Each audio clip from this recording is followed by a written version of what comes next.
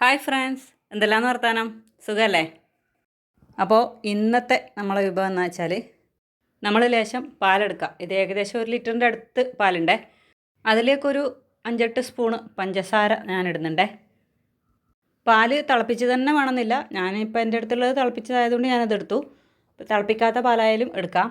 എന്നിട്ട് പഞ്ചസാര ഇട്ടിട്ട് നന്നായിട്ട് അത് ഇളക്കി യോജിപ്പിക്കുക. എന്നിട്ട് നമ്മൾ അതിലേക്കൊരു 5 സ്പൂൺ കോൺഫ്ലോർ പൊടി ഇടുക. പൊടി ഇട്ട ശേഷം നല്ലോണം കലക്കി യോജിപ്പിക്കുക, കട്ട യോജിപ്പിക്കുക. അതിന് ശേഷം അതിലേക്ക് നമ്മൾ കുറച്ച് വാനില എസൻസ്, അതൊരു 1/2 സ്പൂണിൻ്റെ അടുത്ത് അത്രയും വേണ്ടേ, അതും അങ്ങ് ഒഴിച്ചിട്ട് നന്നായിട്ട് ഇളക്കുക. ഇതൊക്കെ റൂം ടെമ്പറേച്ചറിലുള്ള പാലിലേക്കാണ് ചേർക്കുന്നത്. അതിന് ശേഷം അതും നന്നായിട്ട് ഇളക്കി യോജിപ്പിച്ചിട്ട് നമ്മൾ അടുപ്പത്ത് വെച്ചിട്ട് കൈവിടാണ്ട് ഇളക്കിക്കൊണ്ടിരിക്കുക. ഗ്യാസ് സിമ്മിലായിട്ട് വെച്ചിരിക്കണേ. ഗ്യാസ് ഫുള്ളിലിട്ട് കഴിഞ്ഞാൽ അടി പിടിക്കും. ഈ കോൺഫ്ലോർ ഉള്ളതുകൊണ്ട് പെട്ടെന്ന് അത് അടി പിടിച്ച് കരി പിടിക്കുവേ.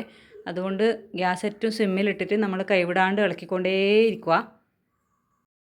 അങ്ങനെ അത് ഇളക്കി നല്ലോണം ഇളക്കി നല്ല കൊഴുപ്പ് വരാൻ തുടങ്ങുമ്പം നല്ലൊരു കട്ടി പാകമാവും.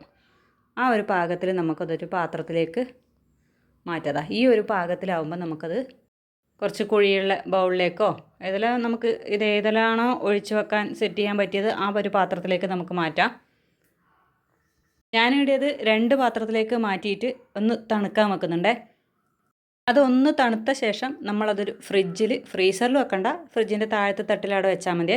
ഒരു 2 മണിക്കൂർ വെച്ച് കഴിഞ്ഞാൽ നമുക്ക് നല്ല മിൽക്ക് പുഡിങ് റെഡി. 2 മണിക്കൂറിലധികമായാലും കുഴപ്പമൊന്നുമില്ല. അപ്പോൾ രാത്രിക്ക് നമ്മൾ ഉണ്ടാക്കിയിട്ട് വെച്ചാലേ പകലത്തെ സമയം മക്കൾക്ക് എടുത്ത് കൊടുക്കാൻ എളുപ്പമായി.